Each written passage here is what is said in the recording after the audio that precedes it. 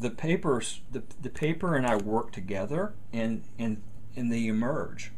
And I will play with things, and I will go, well, I want something to move over here, so I will take and glue something else over there, a little mechanism, and I will make something happen in that direction if I wanted something more complicated. In this case, we wanted something very simple, so people could just take this home and cut it out and make it. So this was my first color dummy with Chuck's artwork. Because once I've designed it, I trace out all the pieces, scan them into the computer, draw my die lines in Illustrator, and send them to whoever's going to be doing the painting.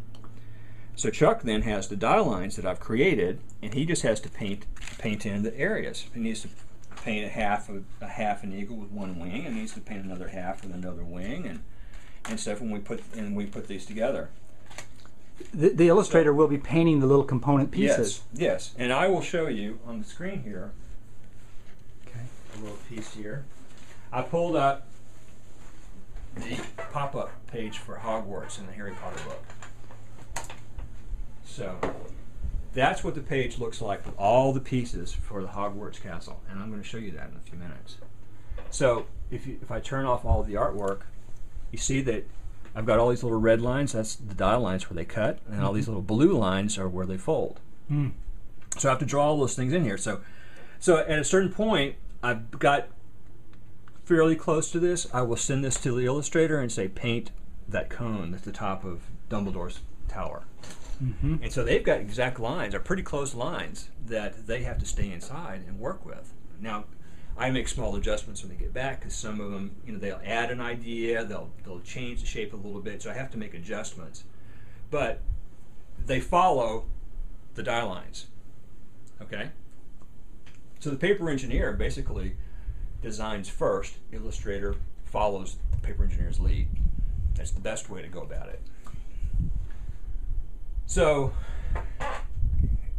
like I was saying, people ask me to give them a really good idea of where I'm going to do with a pop-up. I can't, because it happens here. It happens here with papers and scissors and stuff. I know that, for instance, I'll look at the idea, and I know that I want this arm to do something, and I know that I want something over there to happen, but I'll start out with just a basic sketch, and then I'll start building it, and things will add on, and I go, well, I want that to happen over there, so I add something over there, and it makes that happen. So it builds it's like a house that Jack built. It just builds itself, with little ideas here and there. And when I get to the point that I like what's happening, I dismantle I make all my marks on a piece of paper.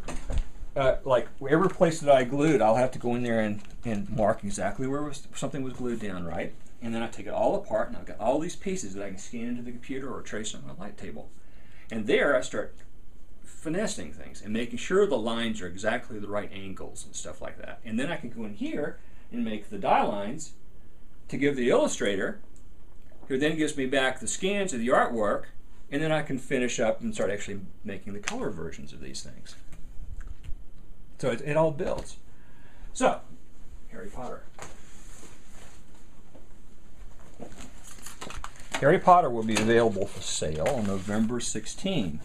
They're actually, it's such a complicated book that they're shipping them in batches just to get them over here. But because they're shipping in batches, some stores are going to get these early, but they can't sell them because everyone's made an agreement to have a release date, just like a movie. This is going to come out the week that the new Harry Potter movie comes out.